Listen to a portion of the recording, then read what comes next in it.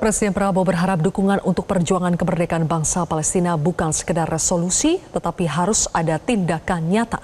Belakangan, Presiden Prabowo memuji China yang dinilai konsisten membela Palestina. Kami akan membahasnya bersama dengan anggota Komisi 1 DPR RI Sukamta dan pengamat Timur Tengah Dina Sulaiman. Selamat malam Pak Sukamta, Ibu Dina. Selamat malam Mbak Sylvia. Baik, oke. Pak Sukamta, menurut Anda apa makna pujian Prabowo pada China yang disebutnya konsisten membela perjuangan rakyat Palestina? Baik, terima kasih.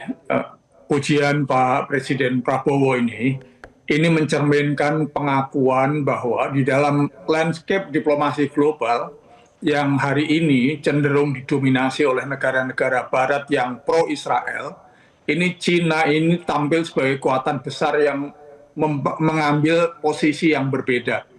Nah, pujian ini bisa dibaca sebagai bagian dari diplomasi isyarat, ya, atau signal diplomasi bahwa Indonesia ini siap memperluas kerjasama dengan negara-negara besar non-Barat di dalam memperjuangkan kemanusiaan dan keadilan global. Konteks politik global South ini memperkuat narasi bahwa Indonesia ini tidak terjebak di dalam kutub geopolitik Barat dan berusaha membuka jalan untuk menuju kerjasama multipolar yang lebih adil, yang lebih fair.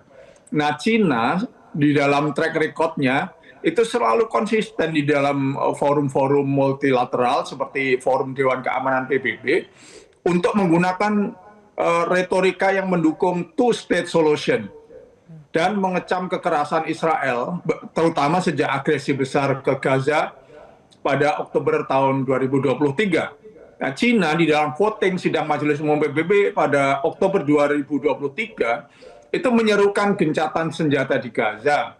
China dan Indonesia itu berada di dalam kelompok 121 negara yang menyetujui resolusi tersebut, sementara Amerika dan Israel menolak. Nah, pernyataan resmi China ini yang mengecam serangan terhadap warga sipil Palestina dan juga menyatakan the root cause of this conflict lies in the long delay in realizing the legitimate right of the Palestinian people.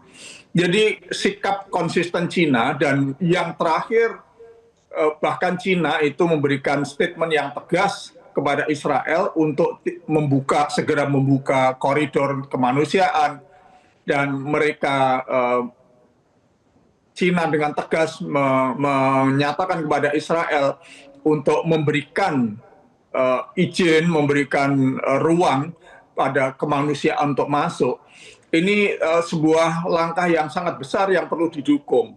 Masuknya China ke kawasan, ini juga menarik sekali untuk kita lihat bahwa China yang selama ini berada di dalam panggung luar, seolah-olah China ini tidak mau masuk ke dalam konflik yang ini sebetulnya konflik yang selama ini selalu didominasi oleh Barat, ya, sejak Inggris menguasai tanah yang dimandatkan kepada Inggris waktu itu, tapi Inggris menjanjikan kepada banyak pihak, kepada Perancis, kepada negara Arab, kepada orang-orang Yahudi, semua dijanjikan tanah yang itu bukan tanahnya, yaitu tanah Palestina.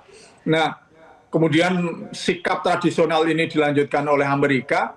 Sekarang China masuk ke kawasan itu. Ini menunjukkan bahwa China itu ingin berpartisipasi yang lebih aktif lagi, dan ini memberikan ruang yang sangat besar bagi munculnya keadilan yang lebih fair untuk menyelesaikan konflik yang sudah puluhan tahun atau mungkin hampir 100 tahun yang belum selesai karena selama ini selalu didominasi oleh kelompok Barat.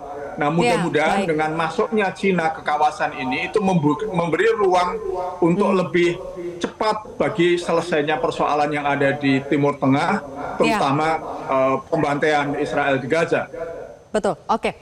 Dalam pernyataan terbarunya juga Ketua DPR Puan Maharani meminta dukungan dari Perdana Menteri China Li Qiang untuk mengakhiri genosida Israel terhadap Palestina. Nah, Ibu Dina, seberapa penting Anda melihat dukungan China untuk Palestina ini? Iya, baik. Tanggapan saya terhadap pernyataan Pak Prabowo yang terbaru juga pernyataan Ibu Puan Maharani terkait China ini, saya pikir ada dua sisi ya. Di satu sisi saya mengapresiasi Pak Presiden Prabowo dalam pernyataannya terkait Tiongkok ini karena ini secara simbolik menegaskan posisi Indonesia dalam peta moral global ya dalam membela Palestina dan narasi atau kata-kata yang dipakai oleh Pak Prabowo itu luar biasa menurut saya karena menggunakan kata-kata imperialisme, kolonialisme, apartheid. Nah, ini kata-kata yang sangat jarang dipakai oleh para pemimpin negara hari ini. Dan ini menunjukkan bahwa Indonesia itu ingin menegaskan kembali, mengangkat kembali narasi anti kolonial dalam isu Palestina ini.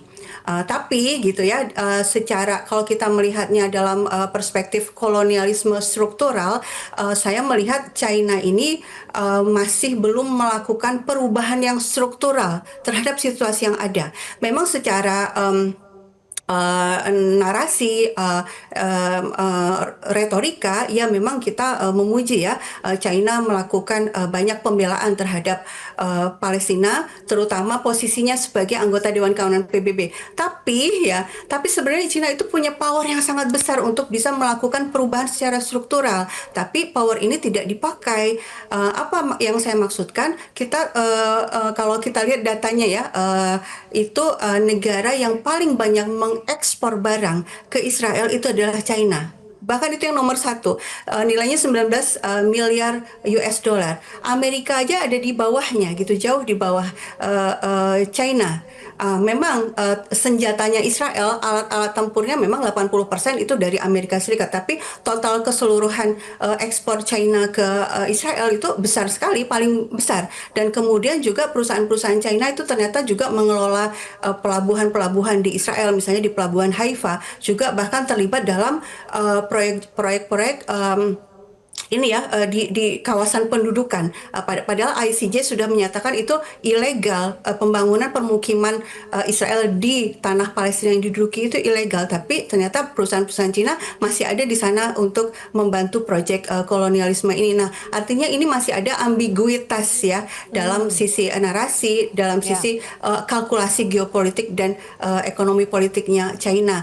Saya pikir kalau ada pernyataan Ibu Puan yang menyatakan meminta bantuan yang lebih besar dari China, ya inilah yang sebenarnya sangat diharapkan ya. China punya power secara ekonomi, secara politik, seharusnya melakukan perubahan yang lebih struktural untuk bisa menghentikan kejahatan Israel di Palestina, untuk bisa memberikan hukuman kepada Israel agar berhenti melakukan genosida di Gaza. Nah, itu dia. China masih memiliki hubungan perdagangan dengan Israel. Pak Sukamta, apakah Indonesia bisa ya mendorong China untuk memutus hubungan dagang tersebut? Mungkin tidak bisa dalam waktu dekat, tetapi setidak-tidaknya keterlibatan China ini itu penting karena China sebagai anggota Dewan Tetap Keamanan PBB seperti Bu Dina sampaikan tadi. Jadi walaupun China ini belum mengeksersis penggunaan hak veto untuk Palestina, paling tidak China ini bisa menahan dominasi narasi Amerika di dalam Dewan Keamanan PBB. Nah, China juga memiliki pengaruh yang besar di ekonomi, terutama dengan negara-negara Teluk, karena khususnya ke negara yang berdekatan dengan Palestina, seperti Iran dan Saudi. Setidak-tidaknya ini bisa menjadi penyeimbang baru diplomatik yang selama ini Timur Tengah, kalau bicara Timur Tengah, Gaza, Palestina, itu selalu narasinya itu tidak ada penyeimbang dari negara besar. Nah, tahun 2023, China ini memediasi rekonsiliasi historis antara Iran dan Arab Saudi, dua negara yang sangat berpengaruh di Timur Tengah yang sebelumnya bersaing. Jadi ini menandai kembali aktifnya China sebagai pemain aktif di kawasan. China juga pada tahun 2023 sebelum Oktober tanggal 7 itu berhasil mengajak dua pemain besar di Palestina yaitu Hamas dan Fatah untuk duduk satu meja dan melakukan rekonsiliasi di Beijing difasilitasi oleh China. Jadi Cina juga pernah menyuarakan dukungan yang eksplisit terhadap keanggotaan penuh Palestina di PBB.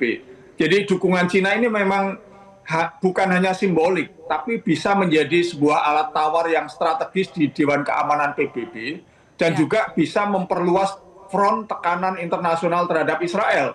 Walaupun memang kita punya harapan yang dilakukan Cina ini masih lebih daripada itu, tetapi ini satu kemajuan yang besar. Mudah-mudahan dengan dorongan Bu Ketua DPR, dengan dorongan Pak Presiden kepada Cina, mudah-mudahan ini menjadi langkah-langkah diplomatik yang penting untuk mengkonsolidasi kekuatan non-Barat untuk segera mendesak Israel menghentikan kekejamannya di Gaza. Dan ingat bahwa kartu truf Cina masih banyak yang belum digunakan. Mudah-mudahan nanti cepat atau lambat Israel ini mau mendengarkan Cina, Indonesia, dan beberapa negara yang lain yang dikonsolidasikan oleh dua negara besar ini. Baik, terakhir kartu truf China masih banyak yang belum digunakan, kata Pak Sukamta begitu, Bu Dina. Apakah Anda juga sepakat bahwa sebetulnya masih banyak amunisi-amunisi yang bisa dikeluarkan oleh China, oleh Indonesia dan negara-negara pendukung Palestina lain untuk bisa mendesak Israel secepat mungkin menghentikan genosida? Iya, sebenarnya sangat sederhana ya logikanya ya. Bagaimana caranya agar Israel menghentikan penjajahannya di Palestina? Bagaimana agar Israel bisa menghentikan genosidanya di Gaza? Itu adalah dengan melemahkan kekuatan ekonominya Israel. Perang itu butuh dana, butuh bahan bakar, butuh logistik. Ya kan? Nah, artinya sebenarnya yang bisa dilakukan dengan cepat oleh kekuatan-kekuatan besar dunia yang punya pengaruh ekonomi terhadap Israel, yang punya kartu truf tadi istilahnya, punya kartu truf terhadap perekonomian Israel, yaitu menghentikan dengan segera. Kalau mau sementara nggak apa-apa sementara, yang penting Israel bisa ditekan untuk menghentikan genosidanya di Gaza gitu ya. Dan kalau kita lihat yang terbaru itu Inggris itu kurang sekutu apa dengan Israel ya, betul-betul mendukung Israel selama ini, tapi baru-baru ini Inggris bahkan menangguhkan negosiasi perdagangan bebas dengan Israel.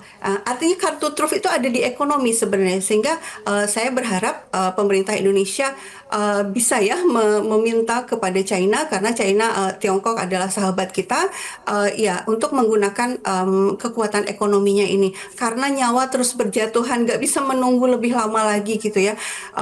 Kelaparan juga sedemikian dahsyat sekarang melanda orang-orang di Gaza. Saya pikir cukuplah retorika pidato itu sudah cukup, harus segera ada tindakan nyata. Baik, kalau begitu.